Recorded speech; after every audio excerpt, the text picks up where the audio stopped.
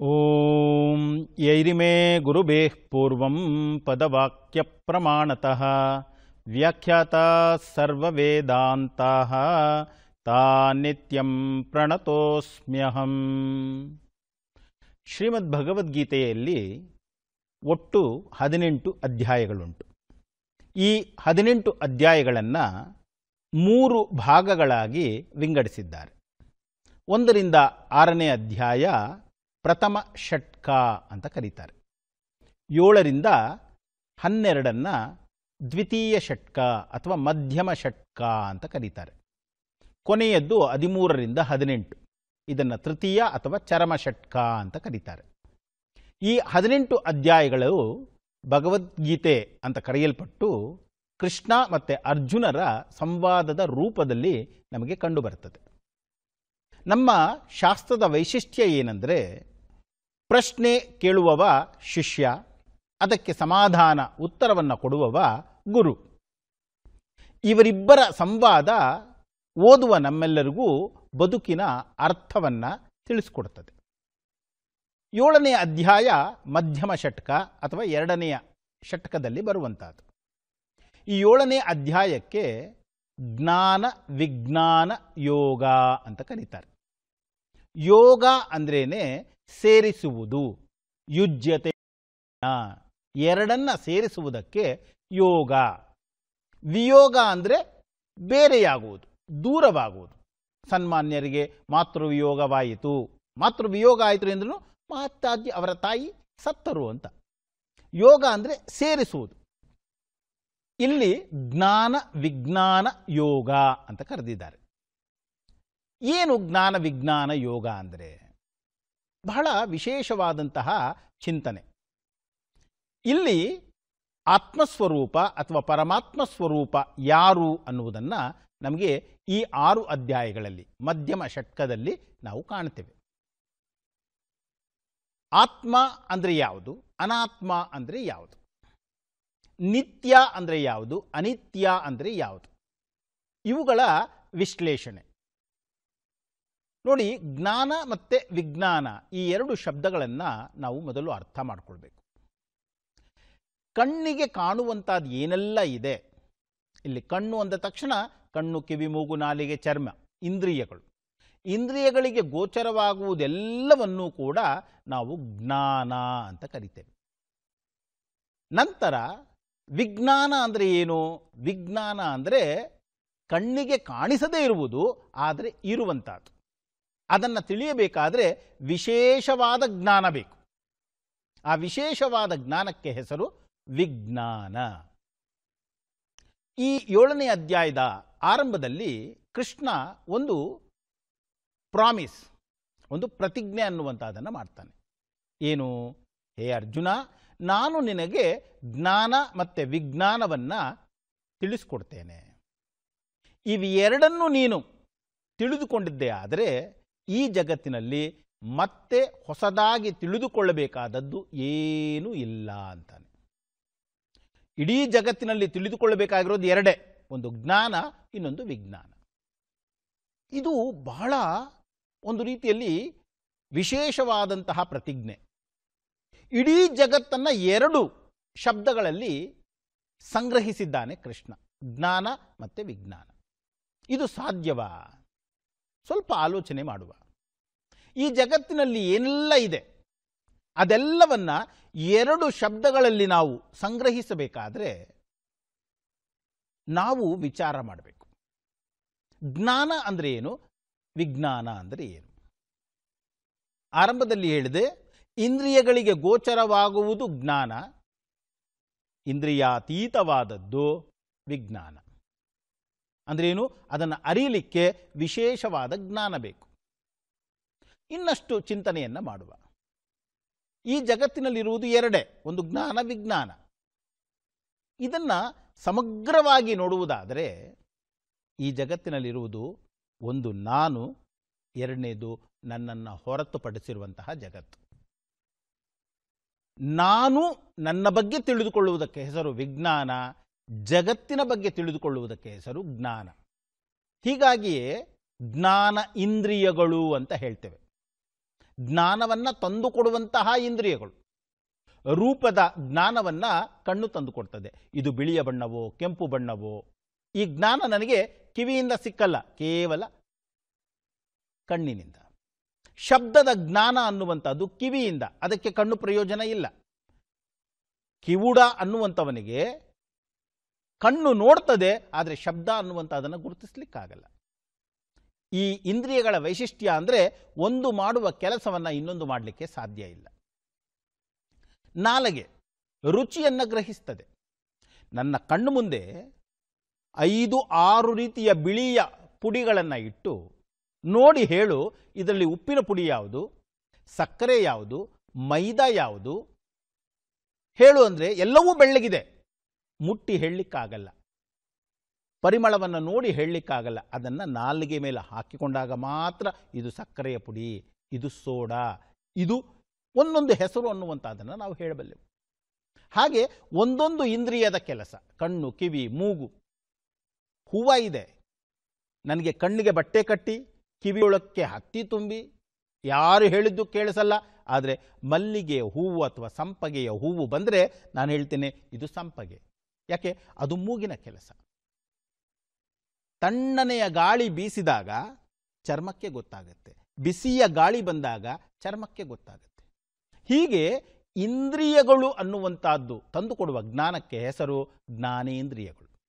ಇದು ಎಲ್ಲರಿಗೂ ಸಿಗ್ತದೆ. ಇದು ಸುಲಭವಾಗಿ ಗೋಚರವಾಗುವಂಥದ್ದು. ಆದರೆ ನಾನು ಯಾರು, ಇದನ್ನು ತಿಳಿಬೇಕಾದರೆ ವಿಶೇಷ ಜ್ಞಾನ ಬೇಕು, ವಿಜ್ಞಾನ. ಹೀಗಾಗಿ ಈ ಜಗತ್ತಿನಲ್ಲಿರೋದು 2, ಒಂದು ನಾನು, ಎರಡನೇದು ನನ್ನನ್ನು ಹೊರತುಪಡಿಸಿರುವಂತಹ ಜಗತ್ತು. ಇವು 2 ನಾನು ನಿನಗೆ ತಿಳಿಸ್ಕೊಡ್ತೇನೆ. ಆರಂಭದ ಪ್ರತಿಜ್ಞೆ, ಜ್ಞಾನಂ ತೇಹಂ ಸವಿಜ್ಞಾನಂ ಇದಂ ವಕ್ಷ್ಯಾಮಿ. ಈಗ ನಾನು ನಿನಗೆ ಇದನ್ನು ವಿವರಿಸ್ತೇನೆ. ಯಜ್ಞಾತ್ವ, ಇದನ್ನು ತಿಳಿದುಕೊಂಡ್ರೆ ನಿನಗೆ ಭೂಯಃ ಮತ್ತೆ ಇನ್ನೊಂದು ಏನನ್ನು ತಿಳಿಯುವ ಅವಶ್ಯಕತೆ ಇಲ್ಲ ಅಂತಾನೆ. ಎಷ್ಟು ಸೊಗಸಾಗಿದೆ ನೋಡಿ. ನನ್ನ ಬಗ್ಗೆ, ನನ್ನನ್ನು ಬಿಟ್ಟು ಇಡೀ ಜಗತ್ತಿನ ಬಗ್ಗೆ. ಬಹಳ ಸುಲಭ ಇದೆಯಲ್ಲ ಸ್ವಾಮೀಜಿ ಅಂದರೆ ಕೃಷ್ಣ ಹೇಳ್ತಾನೆ, ಮನುಷ್ಯಾಣಾಂ ಸಹಸ್ರೇಷು ಕಶ್ಚಿದ್ಯತತಿ ಸಿದ್ಧಯೇ ಯತತಾಮಪಿ ಸಿದ್ಧಾನಾಂ ಕಶ್ಚಿನ್ಮಾಂ ವೇತ್ತಿ ತತ್ವತಃ. ನೀನು ತಿಳಿದುಕೊಂಡಿರುವಷ್ಟು ಸುಲಭ ಇಲ್ಲ. ಯಾಕೆಂದರೆ ನಮ್ಮ ಮನಸ್ಸು ಗ್ರಹಿಸುವುದು, ಇಂದ್ರಿಯಗಳು ಗ್ರಹಿಸುವುದು ಕೇವಲ ಆಕಾರ ಇರುವುದನ್ನು ಮಾತ್ರ. ನಿರಾಕಾರವಾದದ್ದನ್ನು ಗ್ರಹಿಸಲಿಕ್ಕಾಗಲ್ಲ. ಇದು ಇಂದ್ರಿಯಗಳಿಗೆ ಇರುವಂತಹ ಒಂದು ಶಕ್ತಿಯ ಮಿತಿ. ನಿರಾಕಾರವನ್ನು ಗ್ರಹಿಸಬೇಕಾದ್ರೆ ವಿಶೇಷವಾದ ಜ್ಞಾನ ಬೇಕು. ಅದಕ್ಕೆ ಹೆಸರು ವಿಜ್ಞಾನ. ಇದನ್ನು ಅರಿತುಕೊಳ್ಳಲಿಕ್ಕೆ ನೂರಾರು ಜನ, ಸಾವಿರಾರು ಜನ ಬರ್ತಾರೆ. ನಾವು ಮುಂಬೈನ ಸಾಂದೀಪನಿ ಸಾಧನೆಯಲ್ಲಿ ವೇದಾಂತವನ್ನು ಕಲಿಬೇಕಾದ್ರೆ ಸುಮಾರು ಒಂದು 25-30 ವರ್ಷದ ಹಿಂದೆ ಕಲೀಲಿಕ್ಕೆ ಒಂದು 100 ಜನ ಬರ್ತಾರೆ. 100 ಜನದಲ್ಲಿ ಒಂದು ತಿಂಗಳಾಗೋದ್ರೊಳಗಡೆ 50 ಜನ ಬಿಟ್ಟು ಹೋಗ್ತಾರೆ. ಯಾಕೆ? ಕಷ್ಟನ?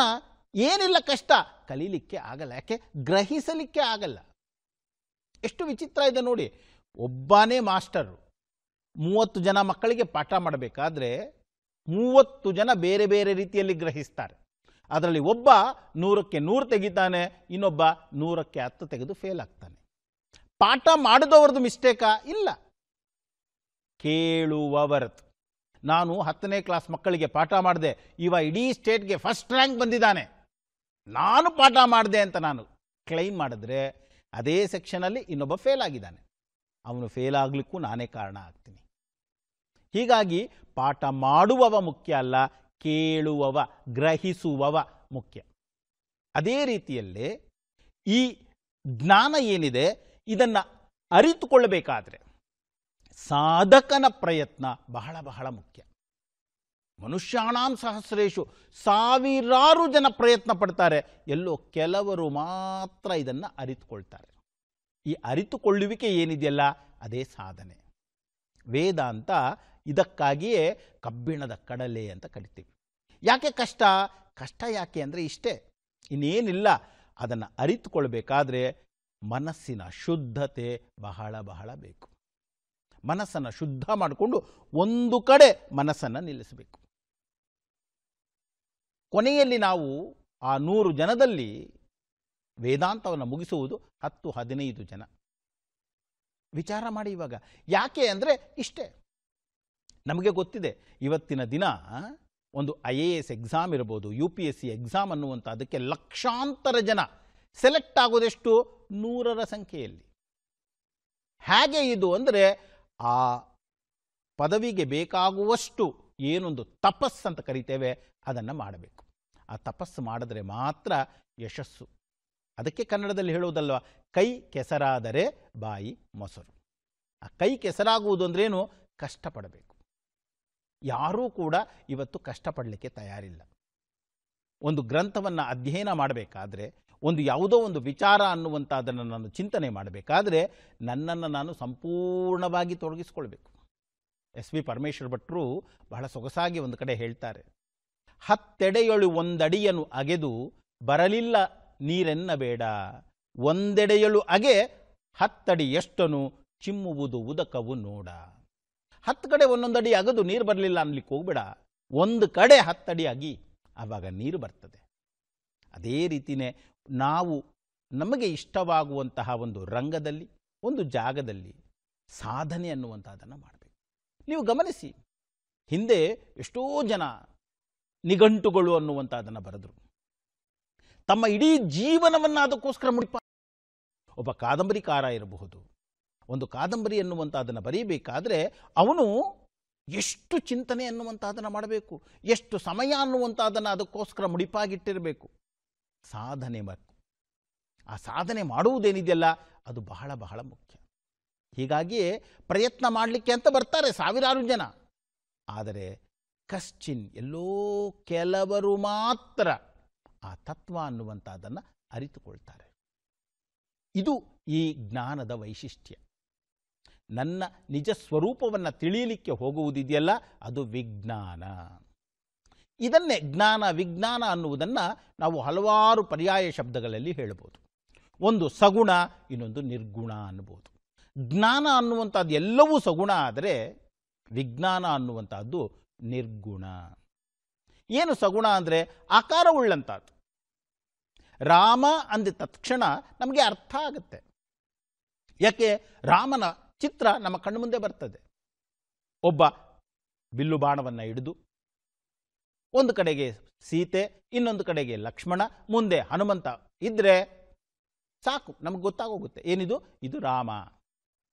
ಆಕಾರನೂ ಬೇಕಾಗಿಲ್ಲ, 3 ಕಲ್ಲಿಟ್ಟು ಕೆಳಗಡೆ ಇನ್ನೊಬ್ಬ ಕಲ್ಲಿಟ್ಬಿಟ್ರೆ ಸಾಕು, ಇದು ರಾಮನ ಪರಿವಾರ ಅಂತ ಹೇಳ್ಬಿಡ್ತೀವಿ ನಾವು.